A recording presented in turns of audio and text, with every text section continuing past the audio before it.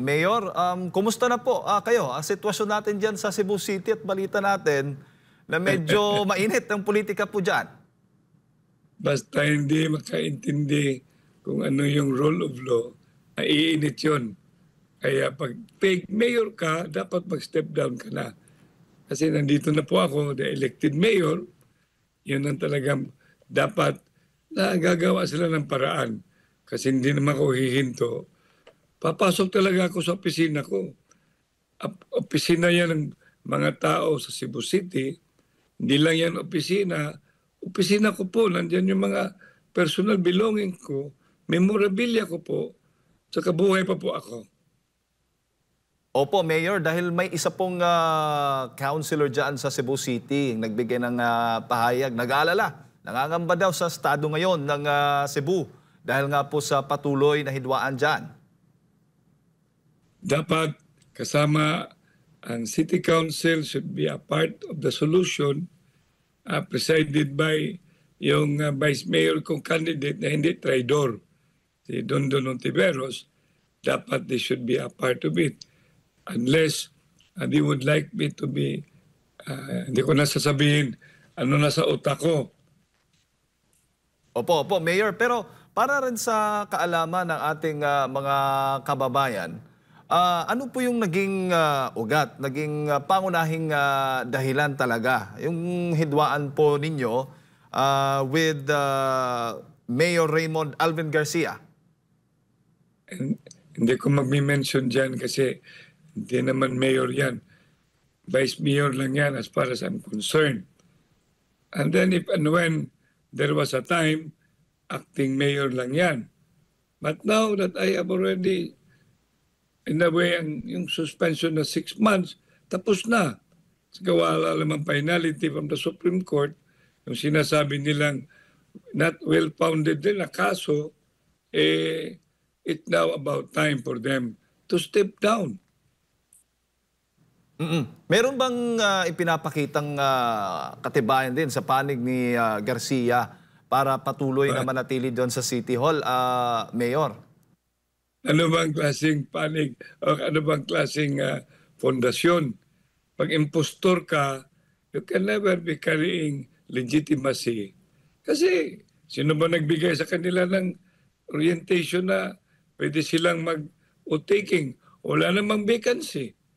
Abogado pa naman yung Vice Mayor. Ang daming abogado sa kanila diyang side. Baka, alam mo sa Bisaya, lami na mangulang makapwesto ka, lami ba lami? And it becomes something you do not want to give in. Ayaw mo na ibibitawan. Kahit hindi sa iyo. Bakit maging sa iyo? You were elected as Vice Mayor. You weren't elected as mayor. Walang vacancy. Buhay pa ako. Tapos na yung mga problema ko. Ito nga, nakapile ako. Kasi nangyayari dyan, Jade, palaging sinasabing, hindi ako magiging candidate. Hindi man po pwede yan. Mayroon na akong certificate of candidacy. Okay? Pangalawa, mamaya daw, i-disqualify nila ako. Ano yan? Gumawa ako ng hakbang, preemptive, nagpahil ako ng petisyon sa Supreme Court. Binigyan po ako ng TRO, Temporary Restraining Order. So in effect, kung mayroong problema dun sa Comelec Resolution, kaibigan ko naman si George, abogado rin yan, pareho kami abogado, maraming abogado dyan. Di natin i-discuss yung merito ng petition ko.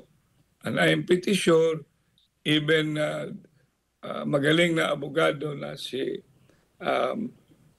Romy Macalintal knows very well na hindi po pwedeng i-disqualify mo lang on the basis.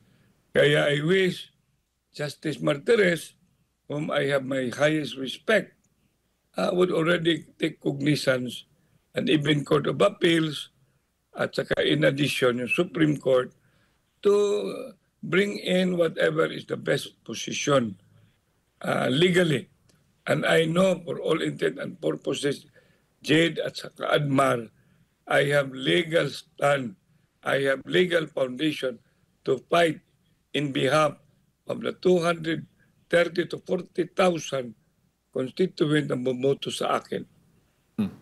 Well, Mayor, papaano ma-resolve ba yung hidwaan na yan dyan? Ayaw kilalanin ng kalaban mo sa politika, kumbaga, dyan sa Cebu. Patuloy pa rin yung hidwaan ninyo. May petition ba? Paano ba? Ang Supreme Court? Sino bang dapat? Para ma-resolve ba lang at matapos na itong issue dyan? Kung talagang meron kang puso, they step down na sila. Tapos, buksan lang yung opisina ko. Hindi naman opisina ko lang. Yan. Opisina ng mga tao na bumuto sa akin. Hindi lang yan opisinang ordinaryo. Inilak nila. Andyan yung mga gamit ko. Andyan. Lahat. May memorabilia ko. Nandyan. Ano bang gusto nila? Kung ikaw, Jade, tsaka Admar, bahay mo. Inilak, hindi ka makapasok. Ano ba yan? Opisina mo, hindi ka makapasok. Anong gagawin mo? Hindi po pwede yan. Hindi sa akin yan, hindi po pwede. Kaya dasal niyo ako, talagang hindi po pwede yan. Sa kasalukuyan ba, Mayor, napapalibutan ng mga pulis yung City Hall kung saan kapag kayo pupunta doon personally, ay kayo'y haharangin? Alam mo, thankful naman ako. Yung pumunta ako, pumasok ako doon. Alas 5, about 5:15 in the morning. Ay, mabait naman yung mga security. Wala akong nakitang police. Good enough. Good enough. Kasi ano bang role ng police? Alam nila yan. Alam ang role ng police. Hindi ko nalilecturean yan. Kaya mabait naman yung mga karamihang police, mabait.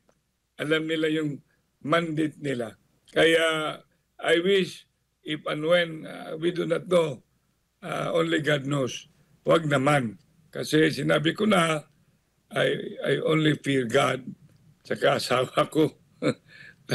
Yan ang palagi ko sinasabi. Saka kandidato po ako. Only death can stop me in pursuing the continuation of my having filed the certificate of candidacy. Opo, at nabalitaan nga namin, nakapag-press conference ka ba doon sa loob ng City Hall? Tama ba? Hindi sa City Hall. Okay. Doon sa, kasi nangyari, mataas na istorya yun nakapasok po ako sa executive, sa legislative. Pasok pa nga ako doon sa sa premier conference doon sa 8th floor. Umabot pa ako ng 9th floor. Nag-ikot-ikot pa ako sa legislative. Kaso lang pagpunta ko na sa opisina ko, hindi na ako makapasok. Hindi naman po pwedeng disinte naman ako ng tao. Paglabas ko naman, I was about already to have kasi wala pa akong breakfast. Kinulam pa yung sasakyan ko sa parkingan ng mayor. Ano ba yan? Kaya sabi ko, sobra na. Sobra na. Papasalamat lang po ako sa Panginoon. Yung sobriety ko nandyan pa. Kasi dignidad. Ano po? Oo, huli na lang Mayor, mula sa akin, bago ko ipasa kay partner Admar. May balak po kayong maghain muli ng petisyon sa Supreme Court para matulungan kayong ma-resolve yung issue dyan sa Cebu?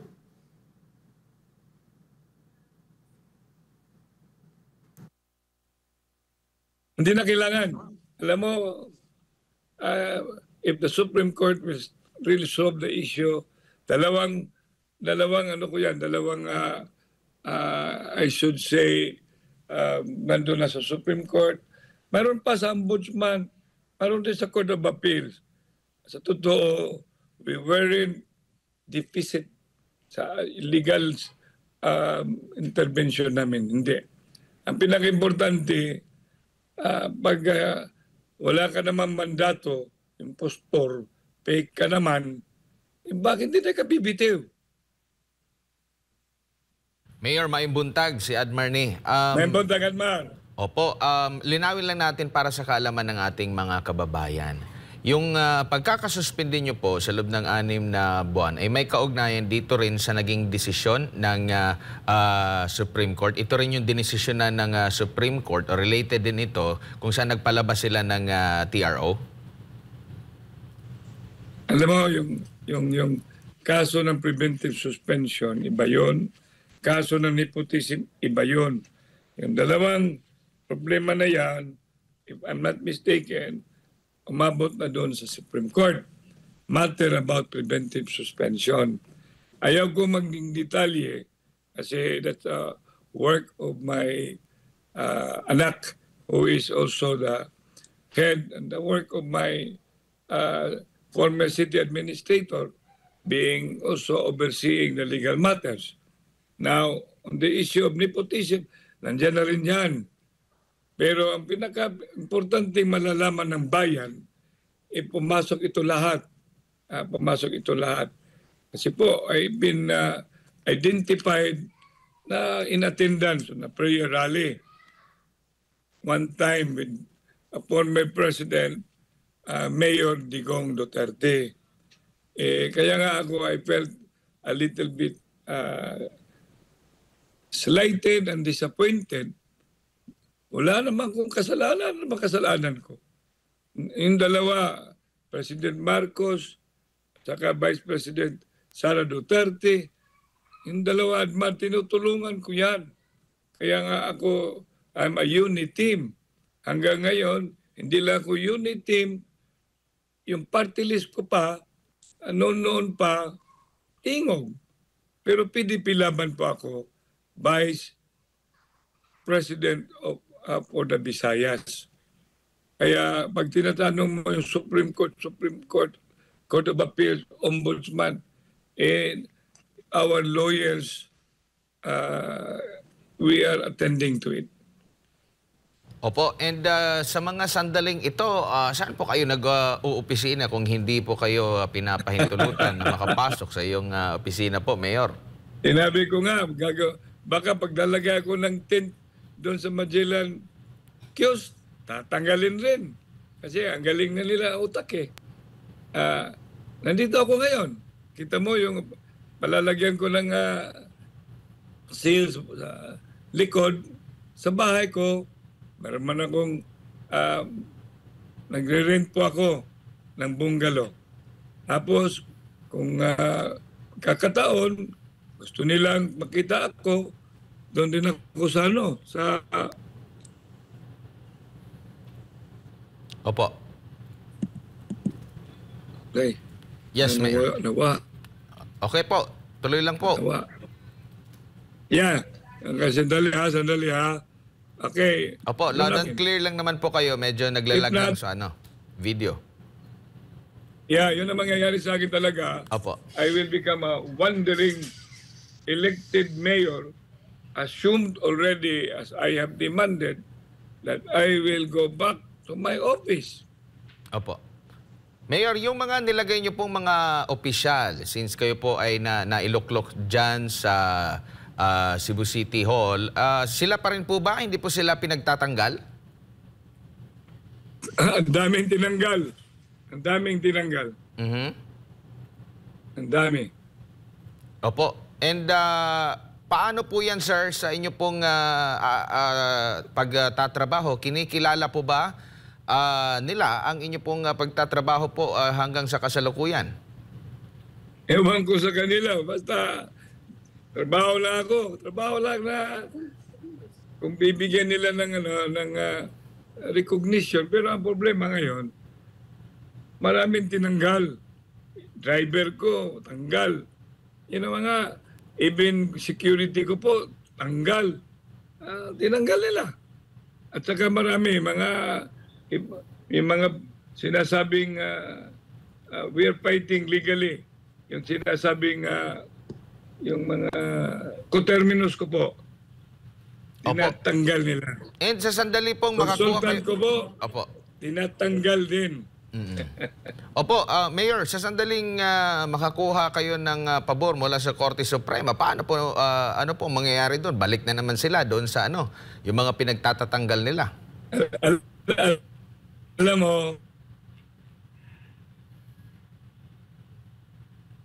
Yes po. an- an- hindi na natin yung pag-uusapan pa illegal. Buhay pa po ako. Mm. Wala pa rin Supreme Court finality yung issue of nepotism. Tsaka hindi makaka-base rin yun. Kaya ako ay fighting with legal foundation. Opo.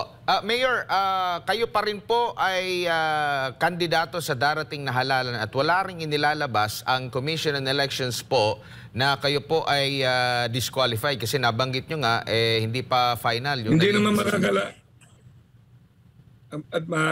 hindi makakalabas ang COMELEC kasi mayroon nga ako sinasabing TRO. Ito TRO yun to eh. Oo. Ito yung TRO addressing yung COMELEC resolution. So COMELEC cannot do, and I wish they will not do that because otherwise, where is the statement that Supreme Court is the final arbiter on Opo. matters which constitute judicial issues? At bilang panghuli na lang siguro, Mayor, mensahe nimo sa mga kaigsuon, mga Sugbuanon, sa kabila nitong sigalot dyan po sa Cebu City, for sure marami din kayong mga supporters dyan na hati na kung sino bang kanilang kikilalanin, saan ba sila magpoproseso, sino bang pipirma sa mga dokumento nila. Una sa lahat, mag-greet muna ako sa lahat kasi po presidente rin ako ng Lake Cities of the Philippines na mga mayors, component, highly urbanized at saka independent mayors. At buong mundo, including Pilipinas at one Cebu Island, including Cebu City. Advance Merry Christmas, Happy New Year, at saka Pit Senior. Dasal lang po. Ang inihingi ko lang, dasal. Dasal at saka huwag lang kalimutan yung mga supporters ko, yung sinasabi ko palagi, tuloy ang laban. And of course, Senyor Santo Niño, have mercy on us. Lahat ng mga santos po, pray for us. So, Isiminay, maraming salamat Jade, at saka Admar, at lahat ng mga technical staff dyan. Hindi ko lang ma-enumerate. And most especially, ikaw rin, brother, Pastor Kibuloy, tuloy pa rin ang laban. Daghang salamat, maayong buntag, magandang umaga, bayan. Daghang salamat, Mayor. Advance Merry Christmas po sa inyo.